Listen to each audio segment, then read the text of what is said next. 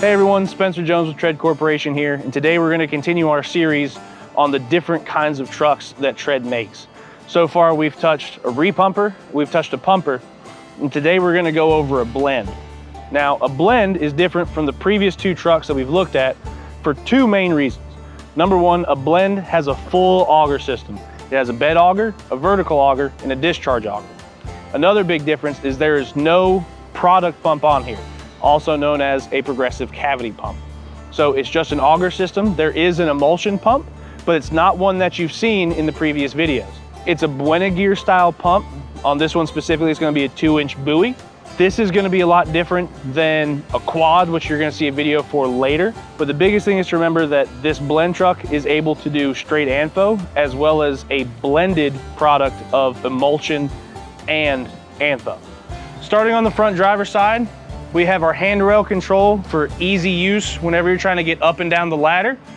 Underneath here, you have your return filter and main pressure filter. You also get a good look at the 147cc proportional hydraulic pump right up to the PTO. So then you have your swing down ladder here, and right behind it, you have your hydraulic cooler, as well as your slewing ring for your vertical auger rotate. This would be your access point to get to the top of the truck, as well as to reach certain grease fittings for auger bearings, to grease your chain, all the good maintenance stuff. If you have any questions on maintenance, contact your Tread rep. We'd be super happy to give you a maintenance schedule so we can make sure your truck runs for as long as it can. So moving past the ladder, we have your emergency air shutoff. If something ever goes wrong, slam that down. It'll close your butterfly valves on your emulsion tank, and it'll also close your diesel tank as well. Behind it, you have your air oiler and dryer as well. Standard issue MIDI box. This is where you would cut main power on and off to the control system.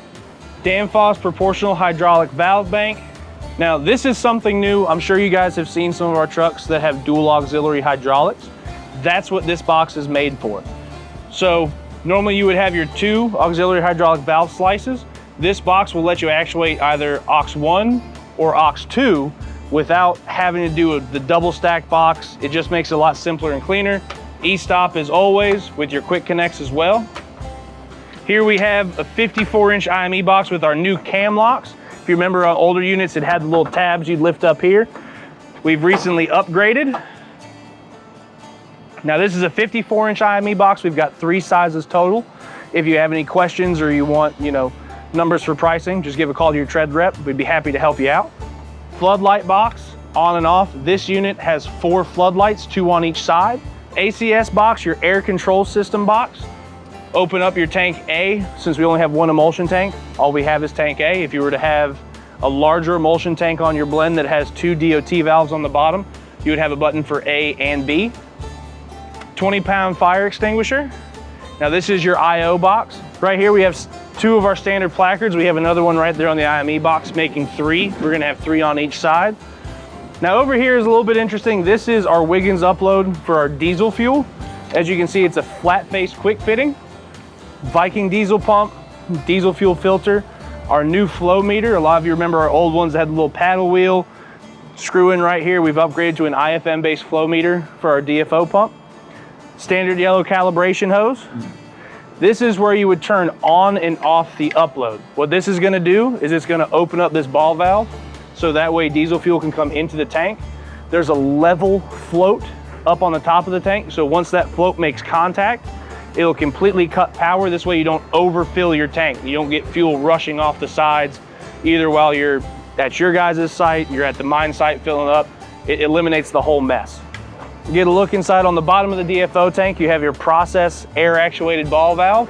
What that does is when the emergency air is pulled up, it allows that ball valve to open so that way diesel fuel can get to the pump. If there's ever an emergency, when you hit that emergency shutoff, it's closing that ball valve so that way the fuel oil can't keep coming down. 3 placards, same as the driver's side. And then we have our, some people call it a boom cone trunk. Now this is a little bit long as it sits. We always let our customers cut to length. And for the retainer on this case, it's something simple. I haven't seen it done very often, but we just have a recessed hole down here so that way in transit it's sitting in here. bungee strap to keep it secure. And on the bottom, there's a PT coupler. So that way, if any kind of product drops down into this in transit, you can just take off the little PT cap, clean it out, put it back on, and you're ready to go. Over here, we have our emulsion pump. This is a 2-inch buoy. And underneath your emulsion tank, you can actually see your DOT valve. Again, if you were to hit your emergency air shutoff, that's the valve that's gonna shut off for your emulsion feed. And when you hit tank A on your air control box, your ACS box, it's opening and closing that valve down here. Come over here, 100 PSI burstless. That's our standard mechanical protection. Obviously, we can go to higher PSIs if you require it. Flow sensor. With Axiom, it comes with an option to monitor emulsion flow and make it a warning or make it an alarm. Difference being, the alarm, if it sees low flow for 10 seconds, it'll shut the system down. Warning, it'll just flash and say that, hey, you're below your percentage set point of flow. Just letting you know, but it's gonna let you keep running. Come over here, you have another set of quick connects for auxiliary hydraulics. Here you have your emulsion upload. Word to the wise, make sure your tank is open whenever you're using your emulsion upload. Otherwise, the gasket seals on your suction pipe, they're just gonna bust right open because that emulsion has nowhere else to go. Another 20-pound fire extinguisher. Another wonderful 54-inch IME box. Then your standard aluminum hydraulic tank. And tucked into this nice corner here, you have an auger clean out door. There's another one on the back over here. Access to your Zerk fittings, as well as Zerk fittings to grease your slewing ring behind this cover. And up there you can see your swing stop. What that's gonna do is it's gonna stop your auger from rotating 360 degrees, binding up any hoses or wires. That is gonna position your boom auger all the way over the driver's side view mirror. So if we look up at the transition of the vertical auger and the discharge auger, you can see that on this particular unit, we have the injection for the diesel up on top of the boom, and also the emulsion injection. Now, the emulsion being injected up at the boom isn't very different, but we've changed the injection point. Instead of being at 6 o'clock at the bottom of the discharge auger housing, we've now moved it up to almost 12 o'clock.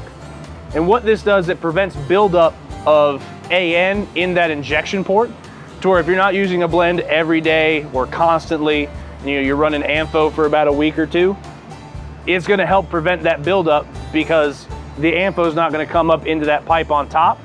It's just gonna keep going on down. So inside the cab, with this being Axiom, you have your screen mounted up on the dash with your control panel that has your joystick, your power button, your e-stop, and your encoder, all right there in the cab. Very convenient for an operator use. And on the floorboard, you can see your telematics junction box. This holds everything required for us to be able to remote in, for your mechanics to be able to remote in.